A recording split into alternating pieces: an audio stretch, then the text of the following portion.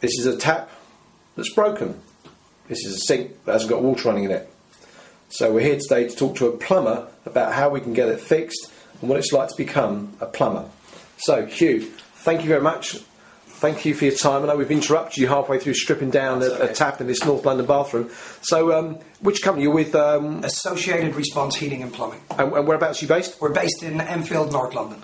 Excellent. Now, how long have you been a plumber? I've been doing this for over 8 years, but I was about 5 years ago, I retrained to do gas as well. And why did you decide to come away from your previous job? My previous job was corporate and financial printing. It was an awful lot of hours, and also I was working in the city, in the square mile, and commuting a lot. And I wanted to do something with my hands and also operate in my own area, so I didn't have to commute. And how long did it take you to retrain? Not that long. I found a company called Get Training in Wolverhampton. They offered a 6-week training course. At the end of it, you had to go out and do a portfolio of work, all gas related, and then go back and do your exams. This was done over, say, a 6-month period. So what would you say the average day for a gas and plumbing engineer would consist of? My stuff is mostly domestic, where a lot of guys have commercial qualifications, which is not something I was interested in. I only wanted to operate in the domestic environment. My stuff, like today, we're starting with a tap.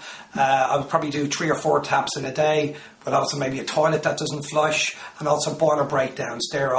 We would have 4 or 5 boiler breakdowns in a day. So it's a very varied role. Very much so, yeah. And is it important that you've got transport? I travel by motorbike, which works for me. We have 2 vans as well. I have an agreement with most of the properties are rented. Up to £60, we can carry out the work without authorisation. Anything over that, we have to get authorisation. That's fantastic. So tell me, what's the best bit of the day? Best bit of the day for me is when I go home and invoice. And what's in terms of the best bit of the job itself? The flexibility. It gives you plenty of time to you can drop I drop my son to school every morning, and that to me is worth a lot. And what's the worst bit of the job? Unblocking toilets. Unblocking toilets. So in terms of somebody coming into the business from scratch, what would you say they're going to be earning from day one? Complete trainee, a rookie? Complete trainee with no training at all. Pretty much you're going to be on basic minimum wage. Yeah. And after 2-3 years, once they've got some experience and qualifications? You would expect them to be earning about 20 to 25,000. And how much could somebody, if they're a top flight, let's say they've got 5 years experience, they're qualified and they're really good, what could they be earning on an annualised basis? Working for one of the main companies, working the West End, you could earn up to 50,000. That's amazing, because actually only the top percent of the workforce in the UK earn more than 45,000. So some really good plumbers can earn the top 10% of the money. They have to be very, very good breakdown engineers. So in terms of training, if somebody wanted to become a plumbing and gas engineer, what are the different routes via training for this? This is where you got to be careful. There's lots of distant learning kind of courses offered out there. They sound really good, they talk the talk, but the reality is they just want to take your money. I would suggest that you only go with a company, get training with a company that somebody else has actually completed training with them and it's worked out for them and they've actually got qualified. If you don't have that kind of proof, I would be very sceptical, because, like I say, there's a lot of rogues out there. So check twice, get some references, speak to other people who've been through that course, or talk to some local plumbing firms, see who they would recommend themselves. Like I say, we recommend Get Training. They have branches in Aylesbury, Wolverhampton, and in Wembley.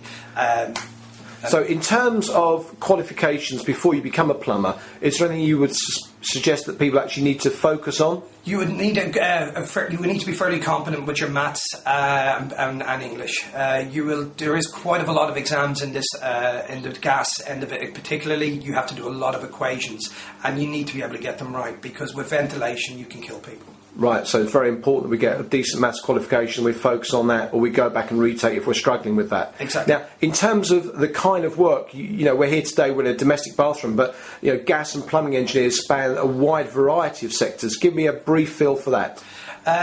We are just domestic. A lot of guys though do operate in commercial premises like office blocks and stuff like that, but it's not something I wanted to get too involved in, so my insight into that is limited.